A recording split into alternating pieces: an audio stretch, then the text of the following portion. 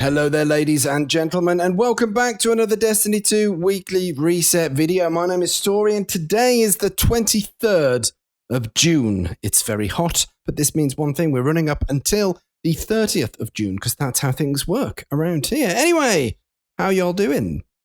Excellent. Let's have a look at the things to do in Destiny 2 this week. This is the tower map. If you're new to the game, welcome.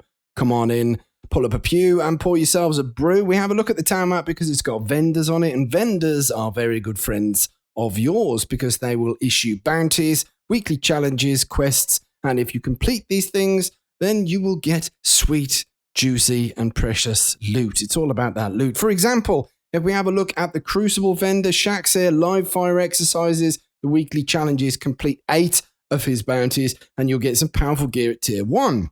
Tier 1 loot basically comes in a variety of tiers. Tier 1, 2, 3, and then Pinnacle. Pinnacle being the most potentially powerful stuff that you can get in terms of your light level, your power level. It might be bad loot. It might be mediocre loot. It could be amazing loot, but nevertheless, it will be the highest power available to you at that time. Anyway, what else is there? If you look at the Vanguard, we've got 8 bounties. There's a trend going on here. For some reason, we've got an old quest that's rejuvenated itself here. The Catalyst for Tommy's Matchbook. So I can't show you the Gunsmith. But if you look at the Drifter, 8 bounties again. We'll get you some powerful gear at Tier 1. If you're a member of a clan, then you can earn 5,000 XP on each character and get some powerful gear at Tier 2 there. So there you go. That's the tower map. Those are vendors. We'll start the weekly reset video off by having a look at the Vanguard playlist. What's on the menu? 4 items. The first being daily heroic story missions, and these are campaign missions. You can replay them for nostalgia. You can earn yourself some XP and get in-game drops, engrams, and things like that, but nothing of real substantialness. That comes in the Vanguard Strikes playlist. The weekly is to complete strikes using the same subclass element as the currently active elemental burn. 3 strikes completed with these attributes in mind will get you pinnacle loot. That's the juiciest stuff possible. If you want to know what the weekly active elemental burn is, it's Arc Singe this week. So equip your Arc subclass and complete 3 of these strikes for that pinnacle loot. Then we've got the Ordeal Nightfall, the big bad daddy-o, which happens to be Lake of Shadows this week. Fantastic for farming and speed running. Very, very quick strike indeed. 2 weekly challenges.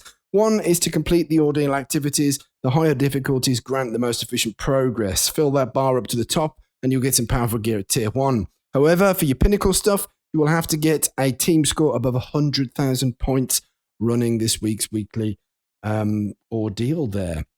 Then we've got our Nightfall playlist consisting of 3 Nightfalls, which we've got the Pyramidion, the Arms Dealer, and Scarlet Keep. Now, the Pyramidion and the Arms Dealer have strike-specific loot, which you have a good chance at getting if you farm said strike over and over again. Now, the Pyramidion has the Silicon Aroma Legendary Sniper Rifle, and the Arms Dealer has the Tilt Fuse Exotic Sparrow. So that's what's on the menu this week in the Vanguard playlist. Can you believe it? Right then, moving on to Gambit. We've got a match-made 1-to-4 players cooperative match-made thing activity, The Reckoning, in a few different flavors. That's right there.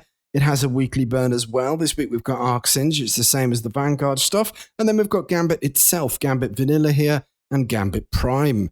Now, 3 matches completed in either of these playlists, not combined. Well, it is combined, but not double Prime loot. You get 1 lot of loot at Pinnacle Gear, completing 3 matches right there. Isn't that fantastic? There's even some private matches as well, if you want to get the family involved, if they want to slay the primeval altogether. Anyway, we've got Crucible as well.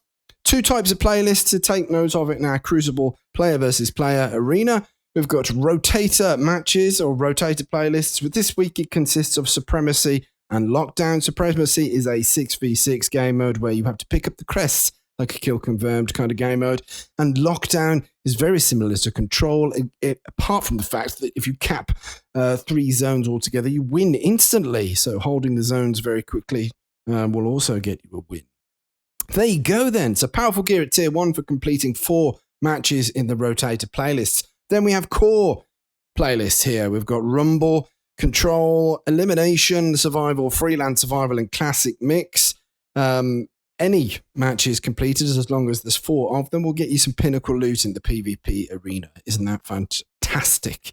If I can even English. There you go then. How about other activities? Well, we've got the Flashpoint is actually on Mercury this week. So what's a Flashpoint? Well, public events, basically. Public events and lost sectors and some of the VIP targets will earn you progress towards your Flashpoint. So that's how you know. Have a look at Brother Vance, activities completed. Fill that bar up and you'll get some powerful gear at Tier 1. So the Flashpoint this week is on Mercury. What else is there to do? Well, on IO, we've still got the Contact public event. You can earn yourself some powerful gear at Tier 2 by completing Contact public events. That's for Season of the Arrivals. There's also the Story Missions Interference as well. That will require you picking up a quest from the Recaster in the tower. And then that will get you some pinnacle loot as well. If you're unsure of the location of the Recaster, it's just here, look. It's even highlighted the quest there. Means to an end. That's the stuff that you want to go for right there. And then, isn't that fabulous? What else is there to play with in Destiny 2? Well, over on the moon, I do like a lot of activities on the moon because there is plenty of stuff to be getting stuck into. We have the Pit of Heresy dungeon that will earn you some pinnacle gear if you happen to complete that. There's a weekly story mission to complete for powerful gear at Tier 1. And then there's Nightmare Hunts. So you can run through these and get some powerful gear at Tier 1. And then there is the Big Bad Weekly, defeat the Nightmare Hunt on Master difficulty. That'll get you pinnacle loot. But that is tough because the recommended power level is 1080. Smoke me a kipper. Anyway, what else is there? Well, we've got the Garden of Salvation raid for pinnacle loot. And there is also vendors over here. You can kill 30 nightmares in the Sorrows Harbor for some Tier 1 loot right there. This is like a wave horde mode kind of activity. There are 3 bosses that rotate on a daily basis. One will award you with a sniper rifle, another with a rocket launcher, and another with a kinetic shotgun. So it's potluck which ones we've got today. And then there you go. So that's the stuff on the moon. We love it. I love it. You love it. Everybody loves it. And so we're going to have a look at the vendors. This week, we're going to have a look at a different vendor other than the gunsmith. We normally look at this chap here who's got a blue thing over him. I've already got this catalyst. I don't know why I've already completed that catalyst. I don't know what's going on. But anyway, we've got weekly bounties, daily bounties, and additional bounties. The gunsmith's pretty good because you'll get upgrade modules for completing his weeklies and mod components and enhancement cores for completing his dailies. There is also armor mods and weapon mods for sale. So you can keep checking these every 24 hours on the daily reset. These will revolve. And then there's some materials that you might want to swap for different materials right there. If we run over to Shaxx, I don't normally do this, but I think I'm going to just for a change. We have a look at his bounties. Now, the weekly bounties will award Bright Dust. In fact, it's 200 apiece. Bright Dust is important if you don't particularly want to spend your real hard-earned cash in the Eververse store. You can trade this for certain cosmetic items if you're interested in the Eververse store. And his dailies will award Crucible tokens. Vanguard dailies will award Vanguard tokens. And then the additional bounties also award a small amount of Bright Dust as well. So speaking of the fantastic Eververse, we'll have a look at the Eververse store right now. We've got some new stuff available here. This is for real money. The weekly offerings highlight things that are available for silver, which is real money. We've got a ship here, an exotic ship, the Rim Skipper Sling. So you can pick that up for 800 silver. There's the Overhead Heel Crush Finisher. Isn't that fabulous? We've got an Air Riff multiplayer emote. Very Bill and Ted. And then there's the Galvanic Fork Sparrow as well for 800 of your Bright Dust. Your silver, sorry. Then the Sign of Approval emote. Nah. Right, thumbs up. Nice. There you go. And then every day this will change on a daily reset. Something of old will come back and be available. Today, it's the Guardian Angel weapon ornament for the Chaperone. Can you believe it? It's nice. And then there's some Bright Dust featured business down here. There is a selfie emote, very popular. Take a selfie. And then there is the Polymology, say that nice and quickly. That's an ornament for the Queensbreaker bow. Very nice indeed. There's a Ghost Projection and a Butterbark shader, like Harry Potter's Butterbeer. Kind of, sort of, not at all anything like it. There's Explorer accessories, complete your item set and bits and pieces right here. And there is also some, like advertisements that you can peruse right here. Then there's the seasonal stuff. So this contains all of the ornaments, finishers, ghost projections, and whatnot for the season. Items may become unavailable for purchase after the season ends. So if there's anything that you've got your heart set on, you might want to pick it up or keep your eye in the Bright Dust section to see if it pops up there. There's the archive for items that, oh, look, I haven't got that.